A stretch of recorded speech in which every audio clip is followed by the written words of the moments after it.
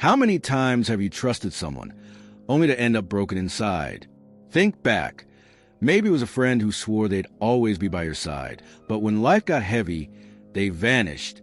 Or maybe it was a partner who promised you forever, but left when you needed them most. Perhaps it was a co-worker who smiled kindly while quietly working against you. Each betrayal feels like a sharp crack in the glass of your soul. You look into the mirror of your own life and no longer see wholeness. You see fragments. Trust becomes dangerous, like stepping onto a rope bridge that could snap at any moment. And that feeling doesn't just fade. It plants itself inside your chest as a weight, a restless anxiety that whispers at night. What if it happens again? You begin to doubt not only others, but yourself. Why didn't I notice the signs? Why do I keep choosing people who hurt me? Maybe I'm the problem. The mind becomes an endless loop of suspicion and self-blame.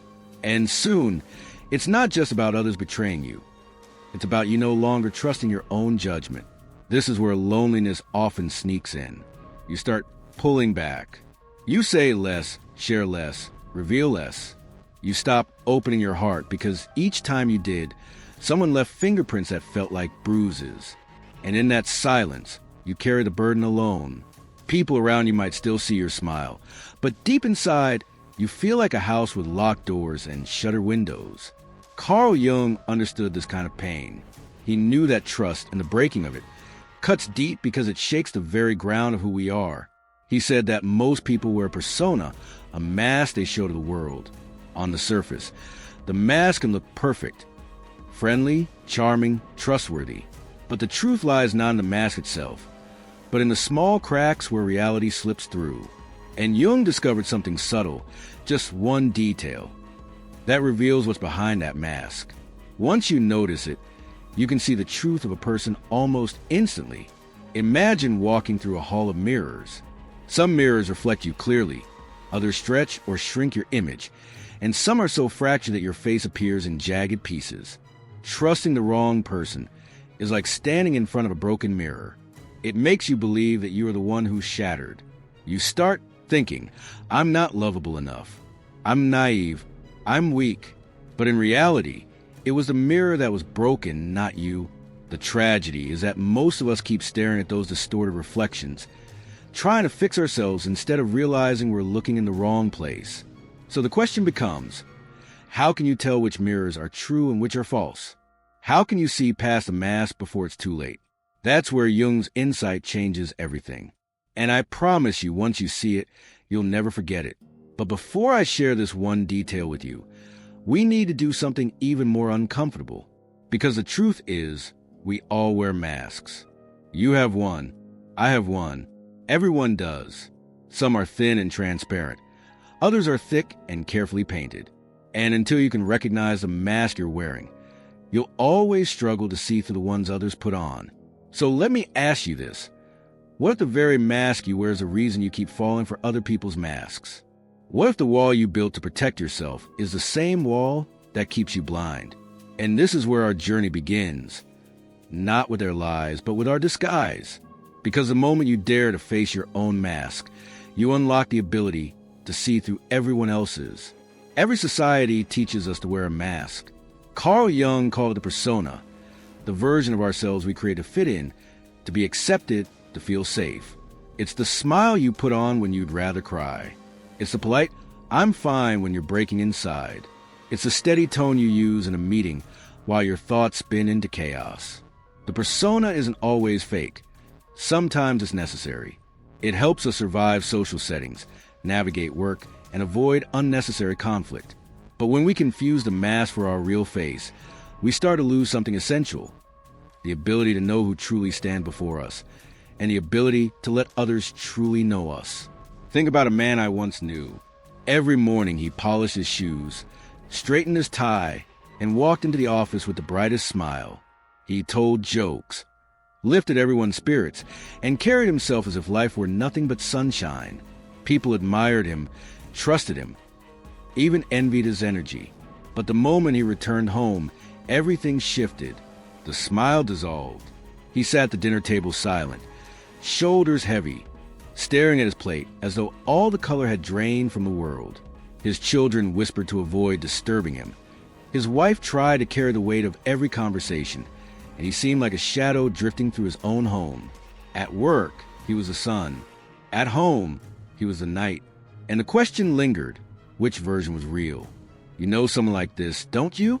Maybe the co-worker who never stops smiling at the office, but whose eyes look empty when no one is watching. Maybe the friend who lights up every party, yet collapses into despair once the music fades. Or maybe it's even closer. Maybe you've been that person, the one who wears the mask so convincingly that nobody suspects the silence underneath. How many times have you played the role the world expected, even while your soul begged to be seen? The persona, Jung said, is not inherently bad. We all need it to function in society. But here is where it gets dangerous, when we begin to trust the mask more than the human behind it. Because the mask is designed to protect, to impress, to perform. It is polished to perfection. And yet it tells us almost nothing about the heart beneath it. Real trust cannot be built on a mask. Real trust only grows from the moments when the mask begins to slip. Jung believed that those slips are not accidents. They are glimpses into something deeper, the soul's truth pressing against the surface. He taught that the real measure of a person is not how well they perform their persona, but what leaks through when a performance falters. A trembling voice in the middle of speech, an unguarded sigh after a long day, an unexpected flash of anger or tenderness. These are the cracks where authenticity shows itself. And this is why trust is so tricky, because most of us fall in love with personas. We trust the smile, the confidence, the polished image. We believe the mask because it's easier, safer, more comfortable. But the real test comes when the mask begins to break under the weight of life. That is the moment when the truth reveals itself. That is the moment when you see whether someone's character can hold your trust or shatter it. So let me ask you, how many times have you been surprised by someone when their mask slipped? A colleague who seemed reliable but exploded in anger over something small. A friend who seemed endlessly supportive until jealousy surfaced. Or maybe the opposite. Someone you underestimated, whose quiet strength appeared only in crisis, showing you a depth you never imagined. These moments are not coincidences. They are the moments when the mask gives way and the real person steps out. And this brings us to Jung's crucial insight. Trust doesn't grow from persona. It doesn't grow from the carefully curated version of someone you see online at work or in social settings. Trust is born in what slips through, in what spills out when the mask can no longer carry the weight. That's when the truth becomes visible, when the reflection in the mirror is no longer polished but raw. But here's the haunting question we must face. What happens when the mask falls, not by choice but by accident? When life corners someone so completely that they can no longer hold it up. That moment, unplanned and raw, reveals more than 1,000 promises ever could. And it's here in those cracks that the shadow begins to emerge. The part of us that hides behind the mask, waiting for its chance to be seen. So the real question becomes, when that mask falls in those unexpected moments, what is it that truly appears? Underneath the surface of everyday life, there's a quiet game being played. Most people don't notice it because they're distracted by the masks everyone wears. But the truth is, those masks are fragile, and the moment they crack, you discover whether you've been standing on solid ground or on a rope that was never strong enough to carry your weight. Think about the workplace. A colleague leans across the table, praises your ideas, tells you how valuable you are. You feel seen, maybe even hopeful. But then weeks later, you hear your own words recycled in a meeting, claimed as theirs. That rope of trust, which seemed strong, snaps in an instant, leaving you suspended in the shock of betrayal. Or imagine a partner who whispers promises late at night, promises of forever, of safety, of love without condition. For a while, it feels real. But when life gets hard and sacrifice is required, the promises dissolve like smoke. You realize they were words without roots, and again, the rope breaks. And then there are friendships, connections that once felt unshakable. You laughed together, carried secrets, believed you had found someone who would walk with you through every season. But one day, without a fight or explanation, the calls stop, the silence grows, and you're left wondering if the friendship ever existed outside of your own hope. Jung once wrote, "The mask we wear for the world is fragile before the truth. The persona may hold for a while, but when reality presses in, when stress, loss, or disappointment arrive, it shatters. What's left in those moments reveals the core of a person's character. And yet, here's the trap so many of us fall into. We ignore the warning signs. We cling to the rope even when we feel it loosening because we want to believe. We want to believe that the colleague meant their praise, that the partner meant their promises, that the friend meant their loyalty. Hope blinds us to the small tremors that foreshadow collapse. It's like walking across a bridge made of frayed rope. From a distance, it looks sturdy. You take a step, and it sways but holds. You take another, and still it seems fine. You ignore the creaking sound beneath your feet because you want to reach the other side. But the farther you go, the weaker it becomes, until suddenly, without warning, it snaps. And when it does, you don't just fall, you fall with the memory of every step you took believing you were safe. That's the hidden cruelty of misplaced trust. It doesn't only hurt in the moment of betrayal. It poisons the past, making you question every smile, every word, every moment that once felt true. This is why failing to recognize the mask keeps us trapped in cycles of disappointment. We repeat the same stories with different faces. The colleague changes, the partner changes, the friend changes, but the ending feels the same. And each time, the crack in our inner mirror grows wider. We begin to trust less, to harden more, to build higher walls. Eventually, the world feels like a place full of rope bridges designed to collapse, and we convince ourselves that isolation is safer than risking another fall. But here's the danger. When we give up on trust entirely, we don't just protect ourselves from others. We also cut ourselves off from life. The truth is, not every rope is meant to snap. Some are strong enough to hold. But if we don't learn how to see the difference, we either cling to the weak ones until they break or avoid stepping on any at all. Both paths lead to the same place: loneliness, suspicion, and a heart that no longer knows how to open. And so the cycle continues: betrayal, disappointment, withdrawal, isolation, over and over again. Not because people are always unworthy, but because we've never been taught how to look past a mask, how to test a rope before trusting it with our weight. Jung's insight was not meant to make us cynical. It was meant to make us awake, to train our eyes to see the small details that reveal the truth. Because when you ignore those details, you're not just risking hurt. You're risking your very ability to connect, to love, to grow. Each ignored warning sign is another step onto a rope that cannot hold you. And here lies the hidden danger, the one most people never see until it's too late. Ignoring the cracks, refusing to see what slips through the mask, keeps you walking into the same trap with new faces. It is an invisible prison, one that locks you inside cycles of pain while convincing you that you're just unlucky. And here's where the true threat emerges: the invisible danger of continuing to ignore what your soul has been trying to show you all along. There comes a point when disappointment doesn't just sting. It reshapes the way you live. When you've trusted too many masks, when too many ropes have snapped beneath your feet, something begins to change inside you. At first, it looks like caution. You answer less, you share less, you hold back a little. But over time, caution hardens into exhaustion. The simple act of meeting new people, of opening your heart, of even imagining trust, feels like carrying a weight too heavy to bear. It shows up at night. You lie in bed, eyes open in the dark, replaying every word and gesture from the day. Did they mean that compliment? Was that smile real?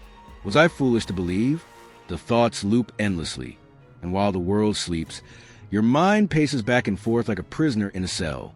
Sleep doesn't come easily, and when it does, it is shallow, fragile, broken by the echo of doubts.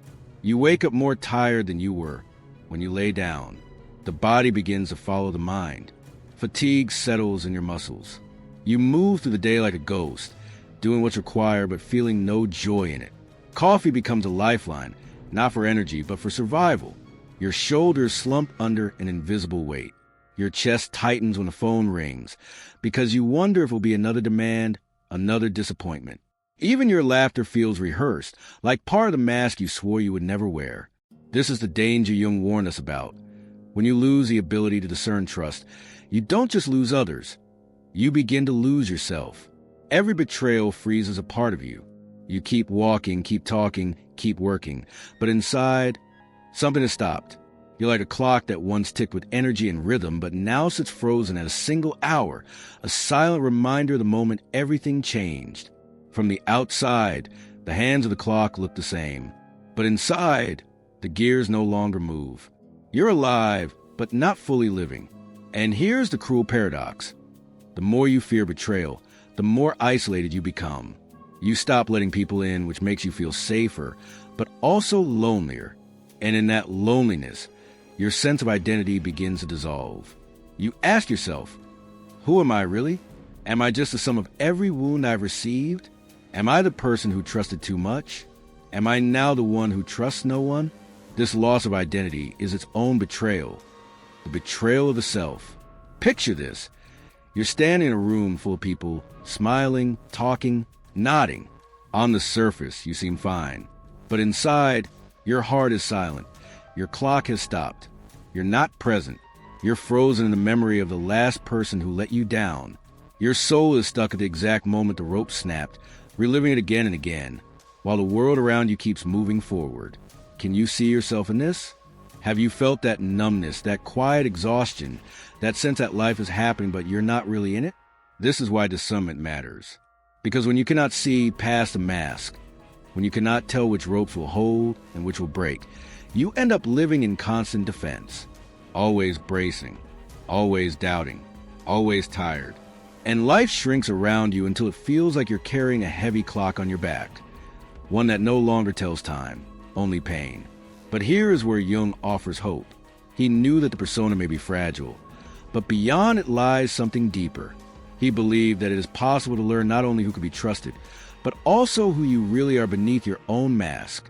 And this changes everything. Because when you begin to discern truth, you no longer live as a frozen clock. You begin to move again, to breathe again, to live again. And that possibility, that path back to trust and identity, is not vague or abstract. It is real. Jung described it as a journey, but not a chaotic one. It begins with something structured, something that feels like a guide in the dark. And that path begins with a very clear map. Jung believed that healing from cycles of betrayal isn't about hiding forever or trusting blindly again. It's about walking a path, a map he left for us that begins with awareness and ends with inner freedom. This map isn't complicated, but it requires honesty and practice. It's built on 4 steps, each one a seed planted in the soil of your daily life. The first step is recognition. This means paying attention to the moments when someone's mask slips and noticing the small cracks between words and actions. For example, a person might say, "You can trust me with anything," but then they gossip about someone else's secrets. Or they promise to be there, but consistently fail to show up.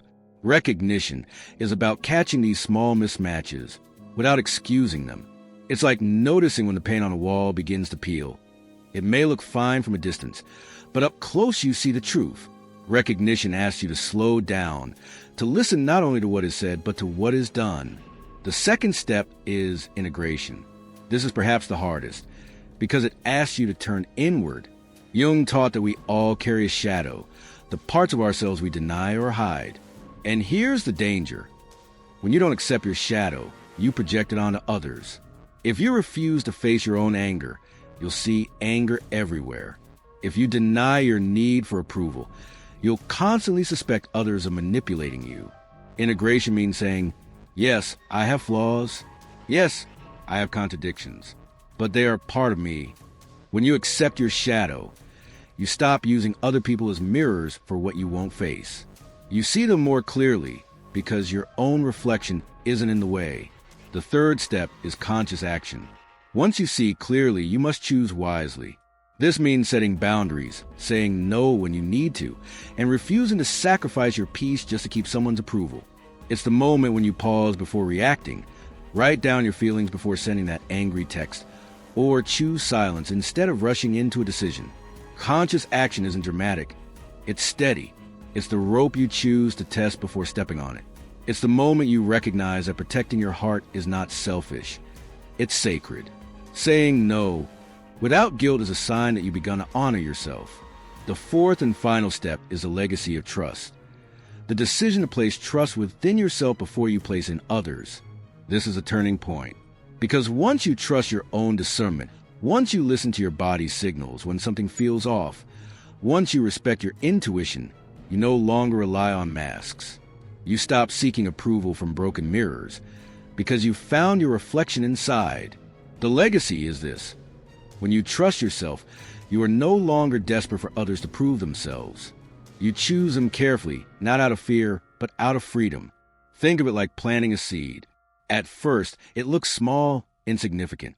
But if you water it every day, by writing before reacting, by pausing in silence before deciding, by noticing when your body tenses around certain people, it grows.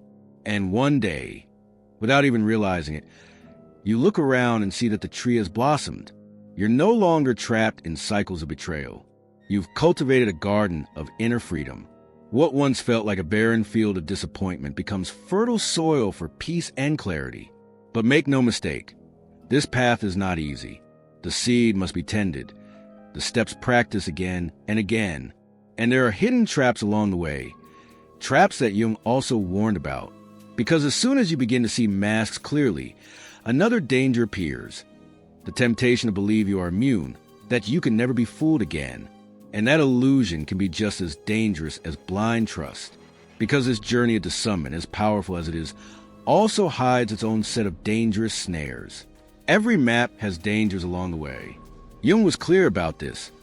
The journey toward discernment and individuation is not a straight road. It is more like a labyrinth. Each turn seems promising, but hidden around the corners are traps that, if you're not careful, lead you back to the same point of pain where you first began. These traps are subtle because they often appear disguised as progress. But if you learn to see them, you can avoid circling endlessly in the maze. The first trap is ego inflation. The belief that because you've learned to see through masks, you can now see everything. This is when discernment hardens into arrogance. You start labeling people too quickly, convinced you can read their souls in a glance. But in truth, you're just building a new mask for yourself. The mask of superiority. The irony is painful. You escape the prison of naivety only to lock yourself inside the prison of pride. The way out is humility. To remember that we are all still students, and that seeing more does not mean seeing all. The second trap is isolation. After too many betrayals, it feels safer to close the gates entirely. You tell yourself, I don't need anyone. I'll never be hurt again. At first, the solitude feels like freedom, but slowly it turns into loneliness, and loneliness into despair. In the labyrinth, isolation looks like a path that avoids pain, but it only circles back to the hollow echo of your own voice. The way out is dialogue, staying open to relationships, but with discernment, choosing carefully, not shutting down completely. The third trap is the savior complex. Once you learn about masks and shadows, you might feel an urge to fix everyone around you. You see someone struggling and you think, I can help them see. I can heal them. But this is just another form of avoidance. It keeps you focused on others so you don't have to face your own. Shadow, in the labyrinth. It looks like a noble path, but it bends back to the same exhaustion of carrying burdens that aren't yours to bear. The way out is to remember. Your first responsibility is to your own soul. You cannot carry everyone else through the maze. You can only walk your own path. The fourth trap is regression. This happens when the journey becomes too hard, too demanding, and fear whispers, go back to the old way. At least it was familiar. You slip into old habits of blind trust or destructive relationships, convincing yourself that maybe this time it will be different. But regression is just a hidden passage that leads you right back to the entrance, forcing you to start all over again. The way out is practice, returning daily to the small actions of writing before reacting, pausing in silence, and honoring your intuition. These rituals keep you moving forward, even when fear tries to drag you back. History itself warns us about these traps. Think of Nietzsche, who stared so deeply into the abyss of the human psyche that he lost himself within it. His brilliance became his undoing because he lacked the anchors of humility, community, and balance. Contrast that with the mystics, those who also looked inward, but who balanced silence with connection, discipline with compassion. They found peace not by escaping the labyrinth, but by walking it slowly, carefully, with awareness of every curve. The difference between collapse and wholeness often lies in this balance. So how do you avoid the labyrinth's endless loops? Humility keeps the ego in check. Dialogue keeps the heart open. Therapy or trusted guidance offers a lantern when the path grows dark. And conscious practice, the daily tending of the seed you planted, keeps your steps steady. You don't have to walk perfectly. You only have to walk awake. Because once you cross through these traps, once you refuse the illusions of pride, isolation, saviorhood, and fear, the labyrinth no longer leads you back to pain. Instead, something extraordinary begins to appear at the center. And when you pass through these traps and keep walking, something extraordinary happens. And then comes a turning point, the moment when all the confusion, all the pain, all the endless loops of betrayal begin to dissolve. It happens the day you start to notice that single detail Jung spoke of, the slip in the mask, the tremor in the voice, the mismatch between words and actions. Suddenly, you are no longer blind. You're no longer walking across rope bridges in the dark. You can see, and in that seeing, something remarkable is born, not just discernment but freedom. Because when you recognize the truth behind the mask, you're not only protecting yourself from harm, you're freeing yourself from the prison of suspicion. You don't have to second-guess every word, every smile, every promise. You can observe calmly, test carefully, and choose wisely. The power shifts back into your hands. You realize trust is not about handing your heart recklessly to whoever asks for it. Trust is about aligning your heart with those whose actions prove they can carry it. Imagine the broken mirror from the beginning. For so long, you stared at it and saw only fragments of yourself, pieces distorted by betrayal. But now, something new happens. The shards begin to rearrange. Light filters through them. And slowly, what was once a shattered reflection transforms into something more beautiful than a mirror could ever be. A stained glass window, no longer fragmented, no longer broken. You become a vitriol, a mosaic of everything you've lived, now illuminated by the light that shines through. And here's the miracle. When you look through that window, you don't just see yourself clearly, you see others clearly too. The sleepless nights lose their grip. The weight on your chest begins to lift. You stop replaying betrayals like old records because the song has finally changed. Instead of suspicion, there is discernment. Instead of fear, there is peace. Instead of isolation, there is connection, because now you no longer confuse masks with souls. And in that clarity, trust returns. Not blind trust, but real trust. The kind that allows you to open again, to love again, to live again. And here lies the deepest gift of Jung's teaching. The realization that trust is not only about others, it is also about yourself. You trust your own discernment. You trust your own intuition. You trust that when something feels off, it probably is. And because you trust yourself, you no longer need to beg for scraps of validation from broken mirrors. You walk with strength, with clarity, with peace. So what is the moral of all this? It is simple and it is profound. A confianca real nas quando a sombra encontra luz. Real trust is born when the shadow meets the light, when you see yourself fully and therefore see others as they truly are. And now I want to leave you with an invitation. If this message spoke to you, if you felt the weight of your own broken mirrors begin to shift, then let's mark this moment together. Go to the comments and write, "I choose my peace." Not as a phrase, but as a declaration. A choice to stop carrying the old cycles of betrayal. A choice to step into freedom. And if you're ready to go even deeper, I prepared the next step for you. Watch the video that follows, where I'll guide you through how to integrate your shadow without fear, so you can walk this journey not only with clarity, but with wholeness. Because your story is not about being shattered. It's about becoming a light that shines through every broken piece, transforming them into something unbreakable.